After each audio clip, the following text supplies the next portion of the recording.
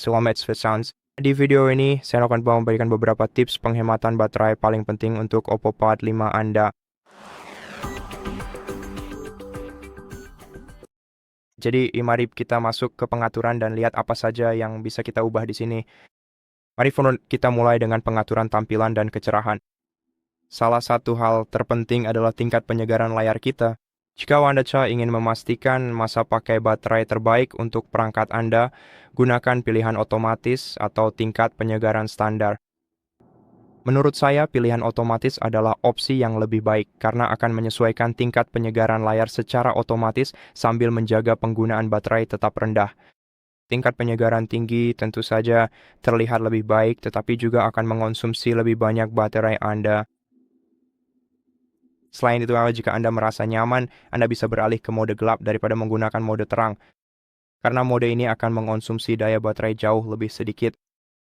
Dan Anda juga bisa menonaktifkan. Jika Anda tidak ingin menggunakan mode gelap, Anda cukup menonaktifkan kecerahan otomatis dan mengubahnya secara manual. Atau lebih tepatnya, turunkan kecerahan otomatis ke tingkat yang masih membuat Anda nyaman. Selain itu, periksa juga menu baterai di tablet Anda. Di sini, Anda tidak hanya dapat melihat semua aplikasi yang paling banyak menggunakan baterai di perangkat Anda sehingga bisa Anda kelola nanti, tetapi Anda juga bisa mengaktifkan mode hemat daya. Sekarang, mode hemat daya adalah fitur yang sudah ada sejak lama, tetapi saat ini fitur ini bisa disesuaikan. Dan kita sebenarnya bisa menyesuaikan mode hemat daya sesuai kebutuhan kita. Kita juga bisa menonaktifkan semua fitur yang tidak kita perlukan atau mengaktifkan fitur yang memang kita butuhkan agar bisa menyeimbangkannya dengan performa yang kita inginkan. Dengan cara ini, Anda bisa menggunakan perangkat Anda dengan mode hemat daya sepanjang waktu. Pada dasarnya hanya menyesuaikannya dengan kebutuhan pribadi Anda. Juga, buka kesehatan baterai di bagian bawah dan pastikan untuk mengaktifkan fitur pengisian daya pintar. Atau jika Anda lihat, di sini kita sebenarnya punya dua fitur pengisian daya pintar. Jadi kita bisa mengaktifkan pengisian daya pintar atau batas pengisian daya khusus.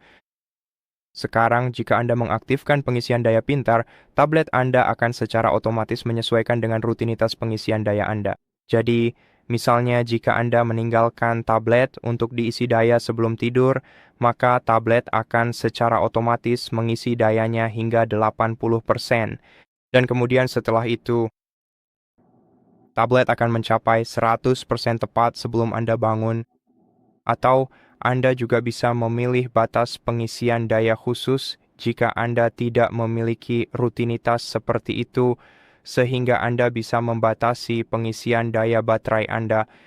Dan ini juga akan mencegah baterai Anda menua. Juga pastikan untuk mengaktifkan fitur tambahan ini yang akan melanjutkan pengisian baterai di 94%, yang berarti pengisian akan berhenti di 100%, lalu turun ke 95%, dan kemudian mengisi ulang hingga 100% untuk mencegah perangkat Anda mengalami overcharging. Selain itu, jika Anda bermain game di tablet Anda saat terhubung ke baterai, sebenarnya itu bukanlah kebiasaan yang baik. Namun jika Anda ingin menjaga agar baterai perangkat Anda tetap aman, buka pengaturan pengisian daya saat melakukan itu dan perangkat Anda sedang terhubung ke charger. Sekarang, geser tombol ini ke kanan dan juga atur ambangnya, maka ini akan memasok daya langsung ke sistem bukan ke baterai Anda. Jadi Anda tidak hanya akan mendapatkan pengalaman bermain game yang lebih baik di perangkat Anda saat sedang diisi daya, tetapi juga akan menjaga kesehatan baterai perangkat Anda. Dan satu tips penting yang tidak ada di pengaturan atau dimanapun, yaitu jangan sampai perangkat Anda benar-benar habis daya sebelum Anda menghubungkannya ke charger, karena ini adalah salah satu kebiasaan paling merusak untuk baterai Anda. Jadi setiap kali Anda mengisi daya perangkat, biarkan perangkat Anda masih tersisa sedikit daya sebelum mengisi ulang. Maksud saya, tentu saja jika perangkat Anda benar-benar habis daya, Anda tidak punya pilihan lain selain menghubungkannya ke adaptor pengisian daya. Hanya saja perlu diingat bahwa jika Anda sering melakukan ini, kesehatan baterai Anda akan sangat terganggu. Dan itu saja kurang lebih. Terima kasih sudah menonton video ini. Jika video ini bermanfaat untuk Anda, silakan pertimbangkan untuk berlangganan ke channel kami, beri kami like dan komentar di bawah, dan sampai jumpa di video berikutnya.